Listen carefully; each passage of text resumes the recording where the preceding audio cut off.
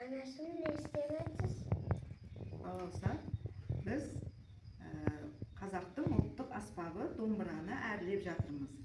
Домбыраға қолдан жасалған, қолымызбен кескен қазақтың ұлттық оюын жабыстырып жатырмын. Міне, сен де жабыстырғың келе ме? Міне, қазақтың ұлттық аспабы дайын. Бұны әдемі етіп ұлттық бұрыштарға, үйге, сандықтың үстіне іліп қоюға, шымылдырыққа іліп қоюға болады. Мінекей, қазақтың ұлттық аспабы домбырамыз дайын. Әдемі ме? Әдемі екен, енді қарай ғой. Біз қазақтың ұлттық торсық, бұл торсықты жасауын үйренеміз. Міне қара. Осы торсық ата-бабамыздың ертеректен келе жатқан ыдысы. Мінекей қара. Бұл ыдысты да әрлеп қолдан жасауға болады екен. Мінекей. Қарашы, екеумізге бірге жасаймыз. Міне сен де ұстап, қарап отыр маған, қасыма көмектесесің. Айтшы. Анашым де. Анашым, мен де үйренгім келіп жатыр.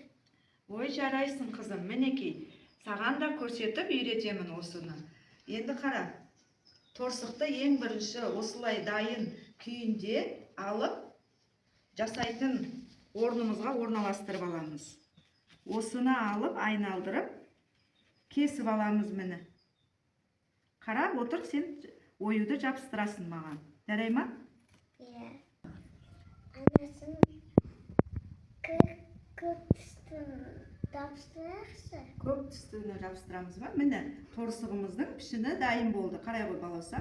Енді осыны оюмен әрлейге қай түсті ою ұнайды саған? Көрсетші.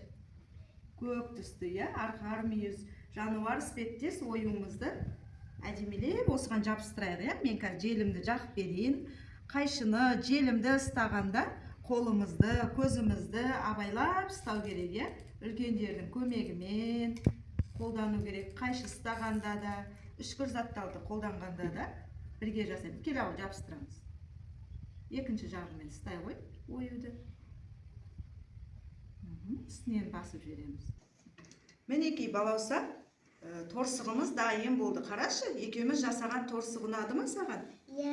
Мінекей, жарайсың. Ендеше осы қазақтың ұлттық ыдысы, ертеректе ата-бабамыз қолданған осындай жасаған әрекетіміздің барлығын анашыңнан үйренгенді сен де болашақта жасайтын бол. Жарай ма?